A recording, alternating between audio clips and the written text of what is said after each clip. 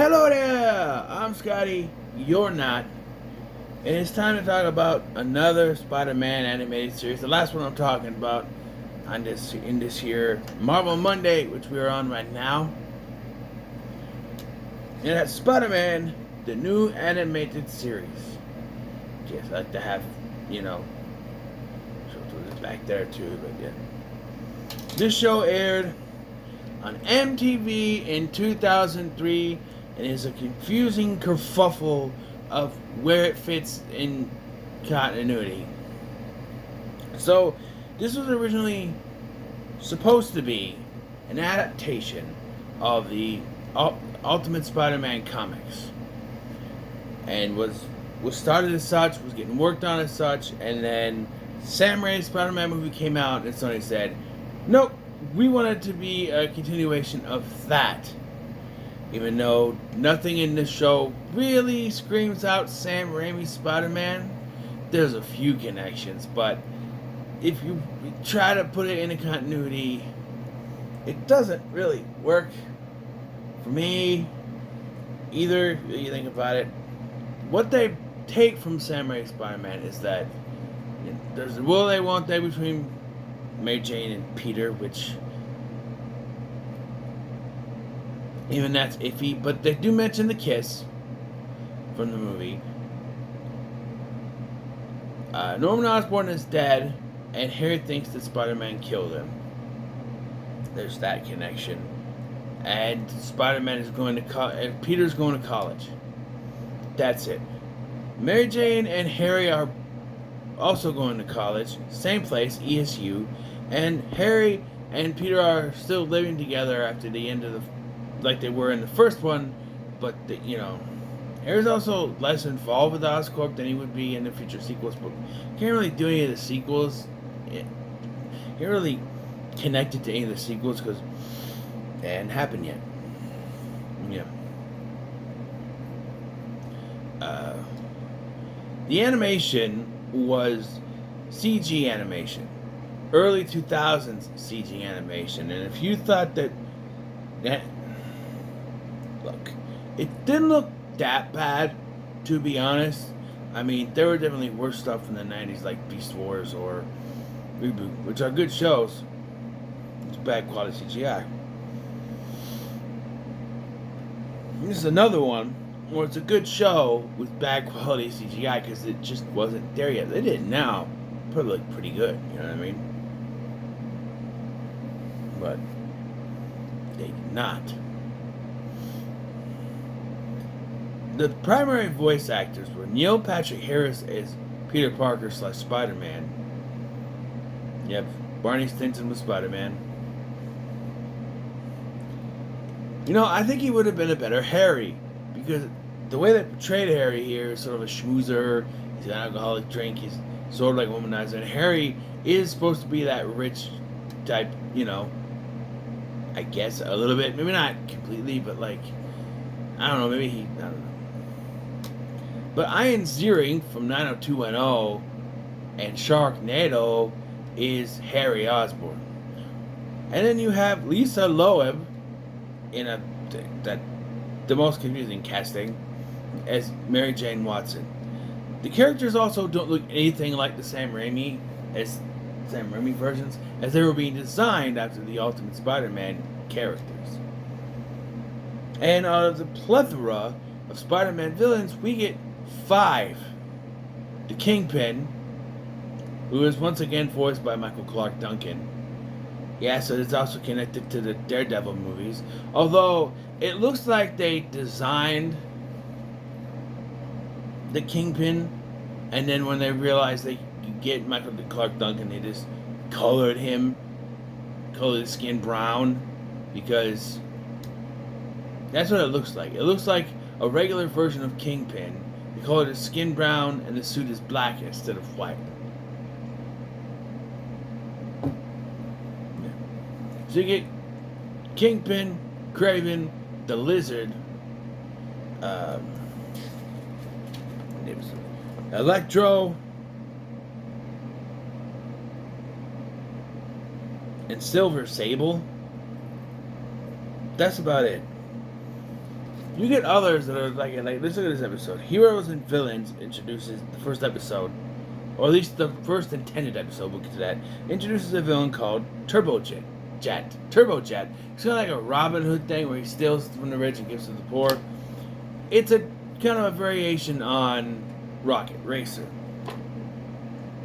Royal Scam has the Kingpin. Law of the Jungle has the Lizard, played by Rob Zombie, and the Lizard dies, despite the fact that we see Kirk Connors just fine in Sam Raimi's Spider-Man 2. So that's already on connection. Shikata is an original villain that some say is based off of Elektra, Elektra. She has this sword, that once that it like keeps her young. So when Spider-Man destroys it, she like turns into sand. There's Talon, who is this version of Black Cat, and some of the exchanges they have is basically Black Cat. There are 3 ex-KGB agents called the Pterodax, which I guess are supposed to be based on Vulture, even though they had plans to include Vulture in Season 2. But, I don't know, I just know that one of them was called Alexi because they keep saying it. One of Peter's classmates, Christina, has an ESP crown that reads minds and makes her go nuts so crazy, thinking Spider-Man's in love with her, which kind of reminds me of the Electro in Amazing Spider-Man 2, but, you know. Speaking of Electro is also kind of portrayed like Max. The Max in this version. He's messed with, he's picked on, he's a pledge for a frat that's, hazed, and he turns into Electro, Flash Thompson shows up and is voiced by Devon Sawa, which I never realized. But his is like a memory thing. Silver Sable, Electro comes back again, and then we got the Gaines twins in a finale that we'll talk about in a minute. But the animation looks real good, but it's ruined once you get the score. This was early 2000s, so the music is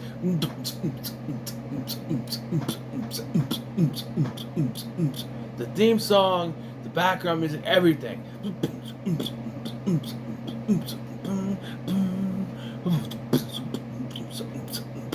That's what it is. Club music. That's it. That's it. That's the score for this. And I've never liked it.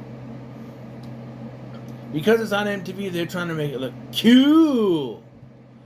Yeah. And part of that was not having Aunt May involved in the show. Because she's old. We can't have old ladies on our show. J. Jonah Jameson is also around, but he's barely involved because also he's old. And the one thing I hated, is that, and one of the reasons why it can't be connected to the Sam Raimi movies is because everybody seems to hate Spider-Man. It's like someone watched the old Spider-Man cartoon, or the 90s Spider-Man cartoon, I should call it old, and went, well, they don't like him, so we gotta do that. Everybody's like mad at him, they're throwing stuff at him. You mess with Spidey, you mess with New York. You mess with one of us, you mess with all of us. What happened to that, huh?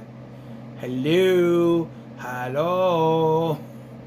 No. There's this one cop, voiced by Ed Asner, who is constantly, every time Spider-Man tries to stop somebody, he goes, I see you're in cahoots with this guy, Spider-Man. Cahoots? I just stopped him. Yeah. Like, Spider-Man's trying to stop the Lizard, and the cop shows up and goes, I caught you and your partner, huh? Partner? And by the way, I don't like the design of the Lizard. By the way, I don't know if I mentioned, but Kirk Connors, the Lizard, is voiced by Rob Zombie. Blew my mind away. Like the Devon Sawa, but like, it's just a big lizard. Like the one from the Amazing Spider-Man, but it's not bipedal, it's four-legged. Like a giant iguana is what it is, which doesn't make any sense to me. Why would he be a complete lizard like that? I don't know. Yeah. They do the will they, won't they? with Peter and MJ. And by the way, all three of them are friends. They go to college together. They hang out all the time. But like the Sam Raimi movies specifically were designed to distance Harry from Peter. After the events of the first film, even though he doesn't know Peter's Spider-Man, he still distanced himself from him. He's got to distance himself from everybody and only cares about like finding out who Spider-Man is and all that. And really holds the grudge here. They're all really still friends. And also, if this is connected to Sam Raimi, Mary Jane broke up with Harry to then try to get with Peter at Harry's father's funeral. I don't think that just goes away. I don't think it does. And again, also, Peter told her, no, I don't want to be together. And then at the end of this first episode, they smooch.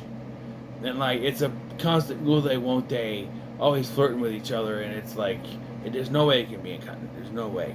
I also did introduce a new character, Indy.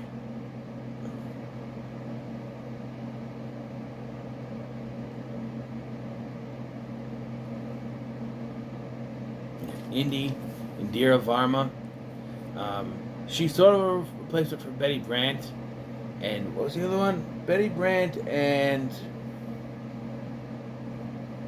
Gwen Stacy, I guess, is what it is. But yeah, and she's the second love interest. So he kind of goes back and forth between the two.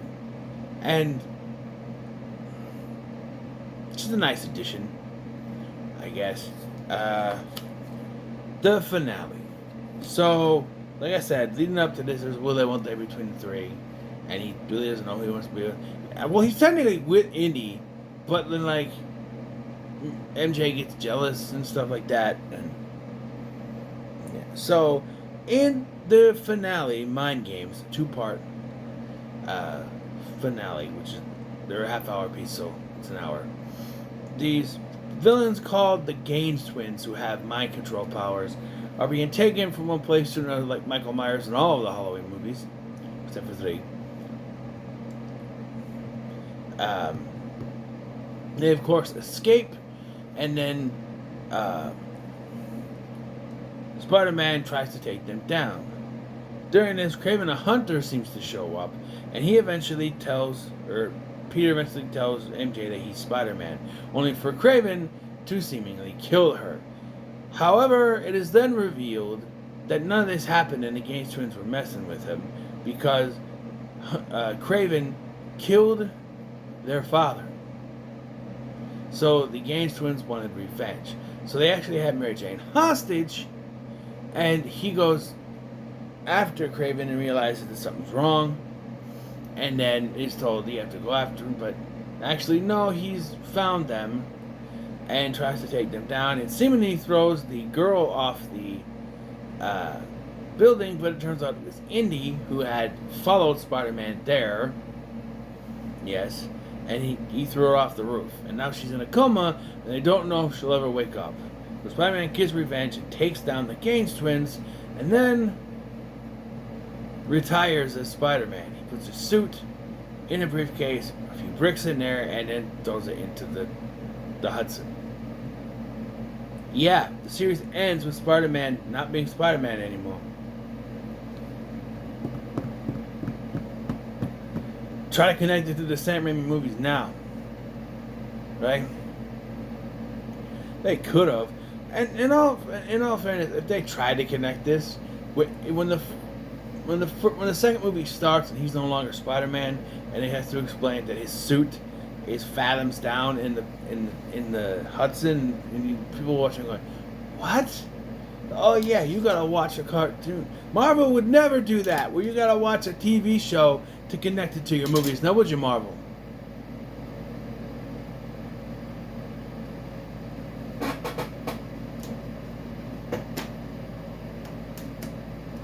Now would you, Marvel? Kinda.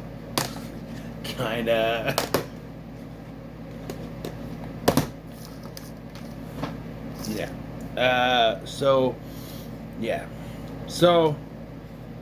It ends on a cliffhanger. And honestly, I just remember. So I used to watch this on MTV back in the day, and MTV2 used to air reruns of this too. And I just remember seeing the end, and I'm like, oh, how are they gonna get out of this? And then never find a conclusion because it was canceled. Yeah. I also had the different volumes of this. I found all 4 volumes at Shopko back when we had one. And the thing is, originally they only had 12 of the 13 episodes. The episode that was not on DVD was Head Over Heels. That's the only one that was never on the DVD, the volumes. The volumes were separated into 4 discs with 4 episodes each. However, when they first aired these, they were completely out of order due to some production problems.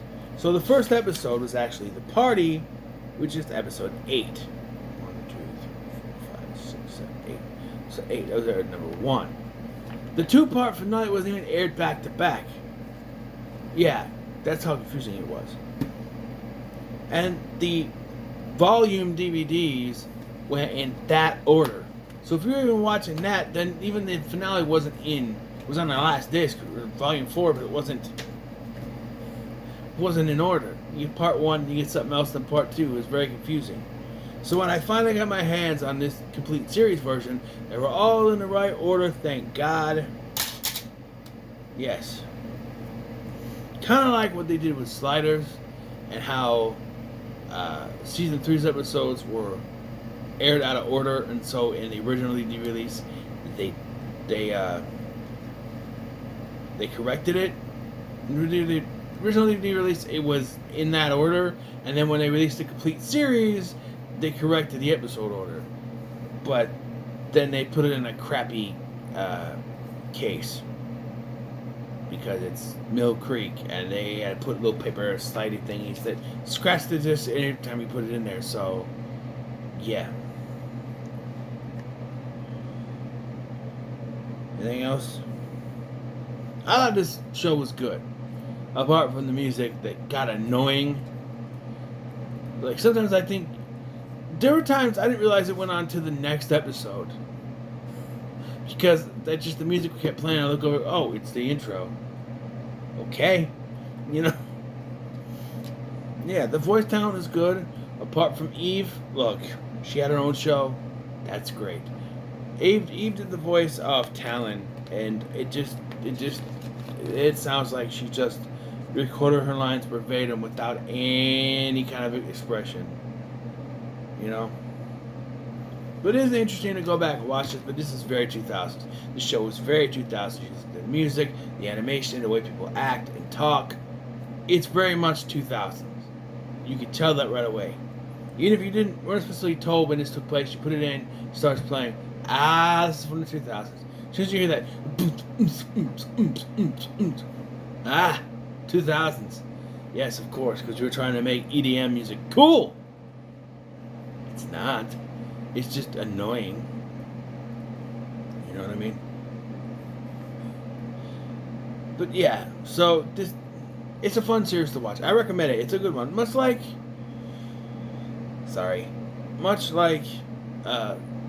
Spider-Man Unlimited. It's another one of those that was good. It just got canceled before its time, and Fox Kids didn't renew it. Here, there are multiple reasons stated. Like, the viewership was low, which is the obvious go-to. I don't know if that's true. A lot of people say that the viewership was fine, but that it just wasn't, like, it didn't connect with the other stuff that was on MTV at the time, which is true. I think that they did this, and someone went, well, if this is supposed to be connected to the Sam Raimi movie, we're doing another one. None of this is connected, so it's not needed. So that gets the boot. That's my personal headcanon, is that, you know, it was good, and someone looked at, oh, they're making another Sam Raimi movie coming out next year.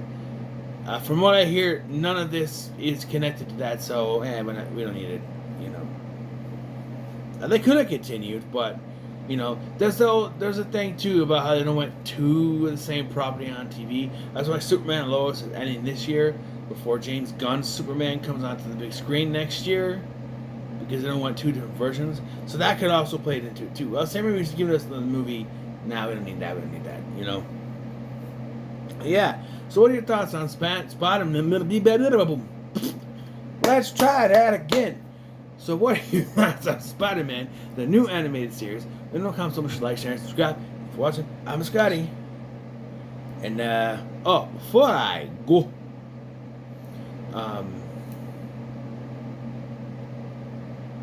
yeah.